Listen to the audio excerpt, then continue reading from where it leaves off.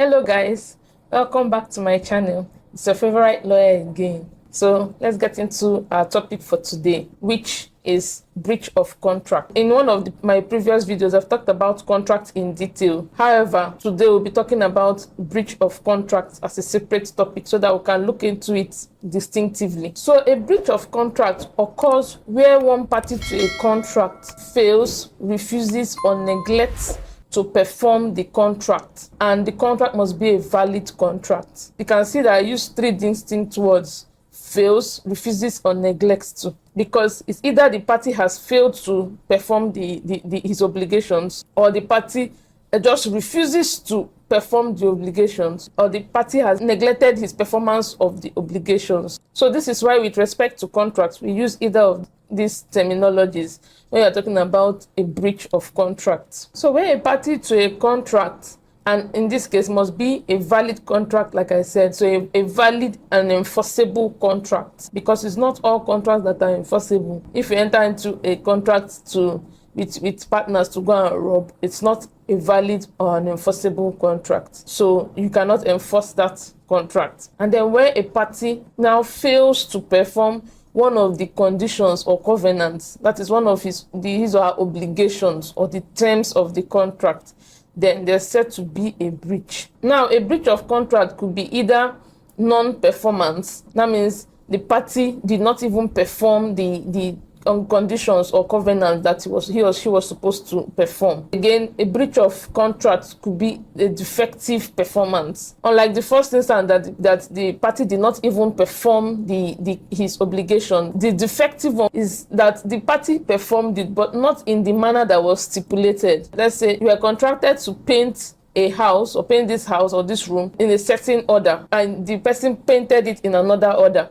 So the person did the work, but did not perform it as was stipulated in the contract or agreement between both parties. And then the third one is late performance, and as it implies, it just means not keeping to the time in which the performance was to be carried out. So if a contract had a stipulated time frame in which the performing party was supposed to perform the contract, and the performing party didn't meet that time, then it's late performance, and usually there should be a condition attached, because if a time frame was stipulated then and the parties agreed, then agreement has to be honored. If there's no lawful reason why the performance of the contract is defective or a total non-performance, then it is said to be a breach of contract. Again, another way to look at the types of breach of contract is classifying them as actual breaches and anticipatory breaches. As the name implies, an actual breach of contract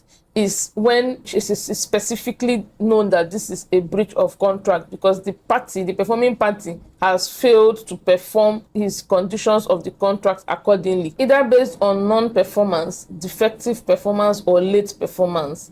But in this case, the party has actually not performed his or her obligations to the contract. Meanwhile, the second category or type of breach is the anticipatory breach. As the name implies, is that the performing party actually communicates to the other party that he or she will perform his or her obligations to the contract. Again, this is anticipatory because the time is not yet due to perform the contract. So for it to be taken as an anticipatory breach, it must be clearly communicated to the other party by the performing party that intends to breach the contract. So if it is perfectly communicated, then of course the other party can now use the available remedies to him or her, or if it's a company, to the company.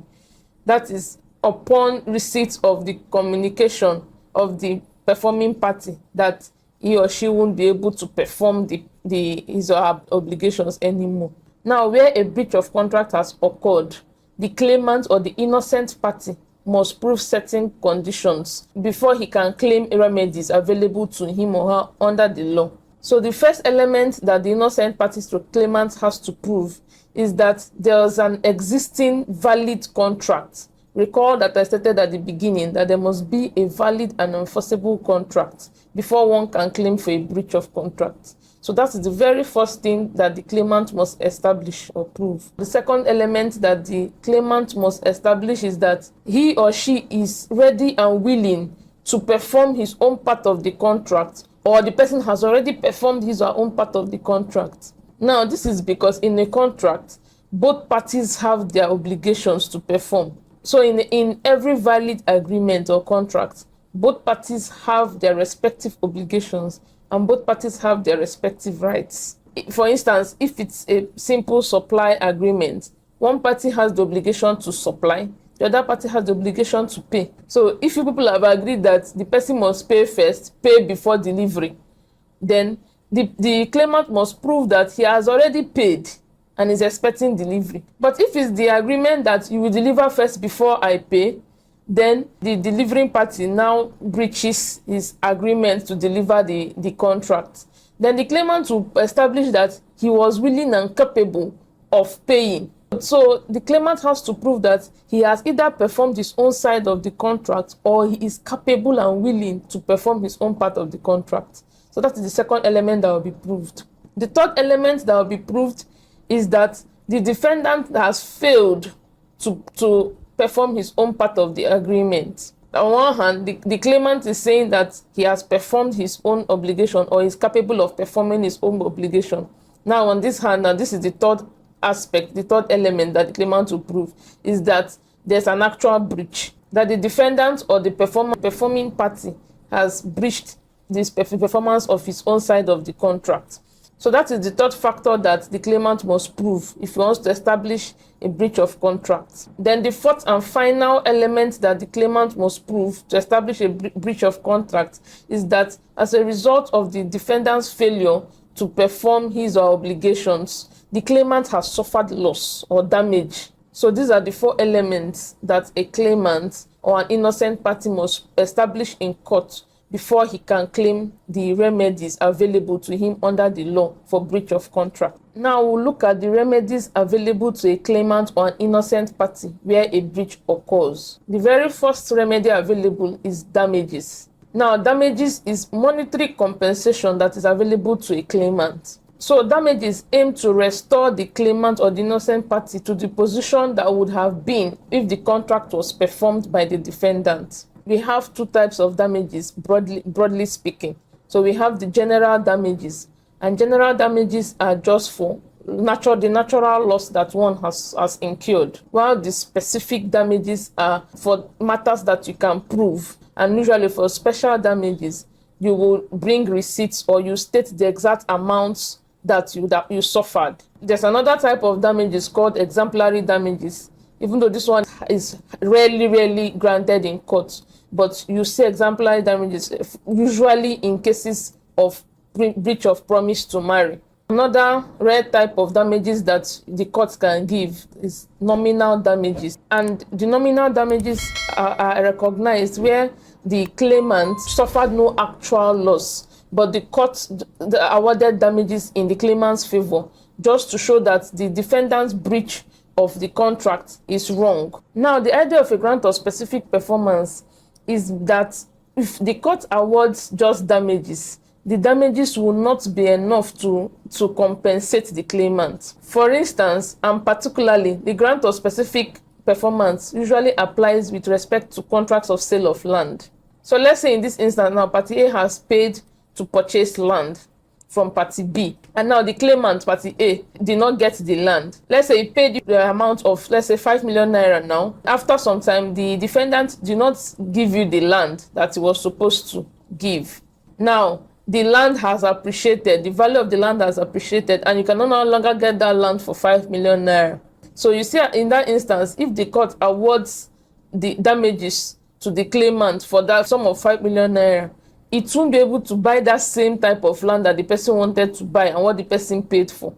So in that kind of circumstance, the grant of damages will not be adequate. And so what the court will grant in that instance is an order of specific performance. So as the name implies, you should specifically perform the obligation that you are supposed to perform. So that is the specific performance there. This remedy is an equitable remedy because if the court just grants damages, pay the sum of 5 million naira. Let's say the claimant provides the receipts in evidence and say this is the amount he paid for the land.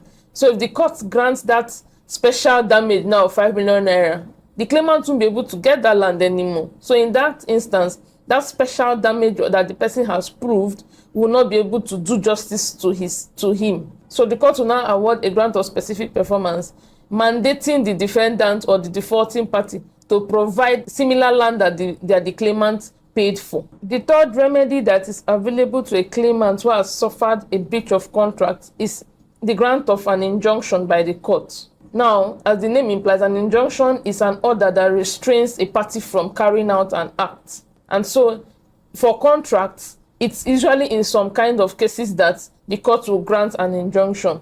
Particularly, and the examples where you see a court granting an order of injunction is for in cases that have to do with confidentiality. So if the claimant sees that the defendant has breached his covenant to confidentiality, he can go to court and request the court to grant an order of injunction that will restrain the defendant from further breaching that covenant of confidentiality. Again, another instance where an order of injunction can be granted as a remedy for a breach of contract is with respect to restrictive covenants.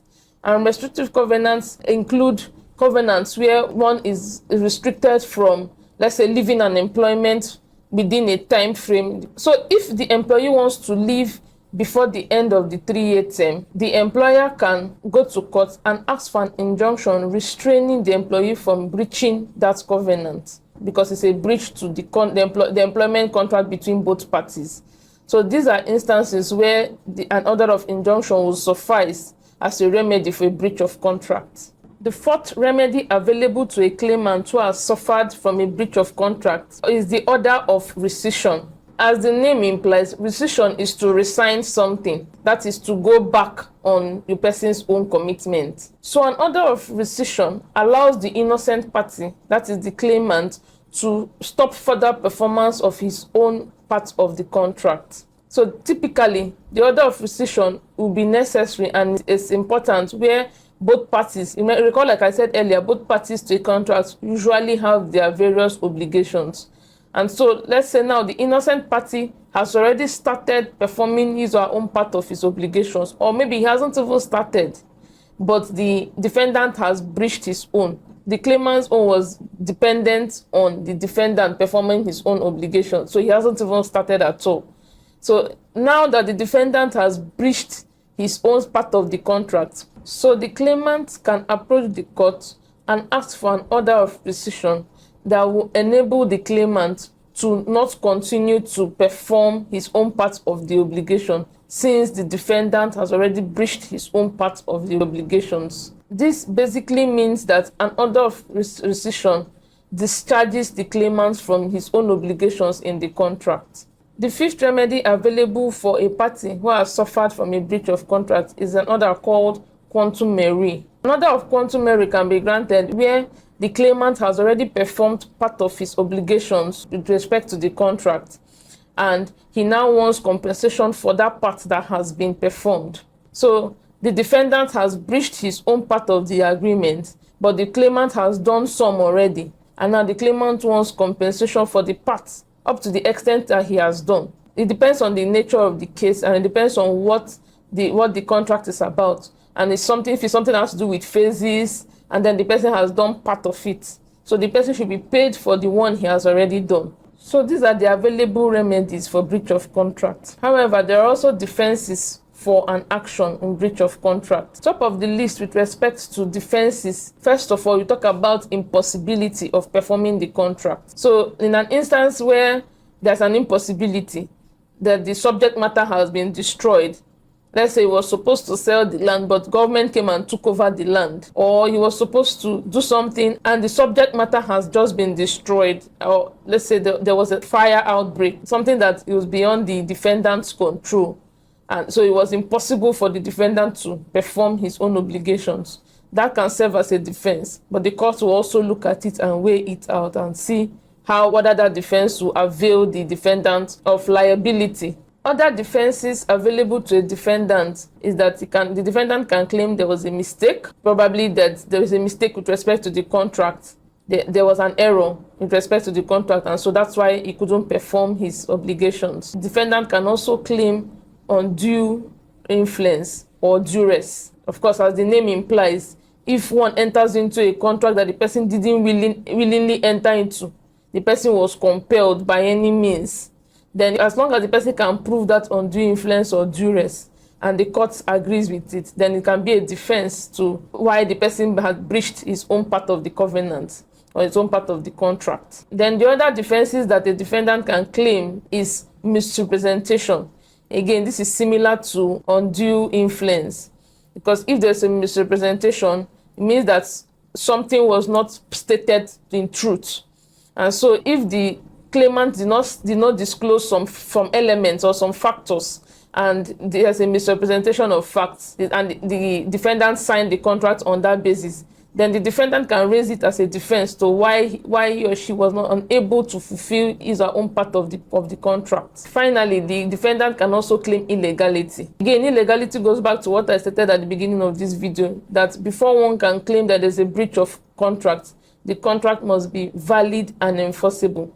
So if a contract is illegal, the claimant cannot now claim for a breach of an illegal contract. So the defendant can rely on that illegality and state that it is because the contract is illegal, that is why he breached his own part of the contract. In conclusion, a breach of contract undermines commercial transactions and commercial relationships. And so to ensure that you avoid a breach of contract, it is important that you clearly understand the nature of the contract you are entering into. It's always important, and it cannot be overemphasized, that you get quality legal advice before you sign any agreement, before you enter into any contract, so that you understand your own obligations and also understand what is expected of the other party, so that where there's a breach on your side, you will know that you're already breaching your contract. And then also where there's a breach on the side of the other party, you also know that the other party has breached his or her own side of the contract. So it's always important to ensure you get quality advice. Also, where there's an established breach of contract known to you, always seek proper legal advice to ensure that the breach is remedied accordingly in your favor. Therefore, ensure that you're well protected before you sign your agreements. Please kindly share this video if you got value from it. Also, do well to comment in the comment section below so that we can have better understanding if you want some more clarification with respect to what has been discussed. Also, please like this video and do well to subscribe to the channel so that you get more updates as we upload more videos. I'll see you in my next video. Bye.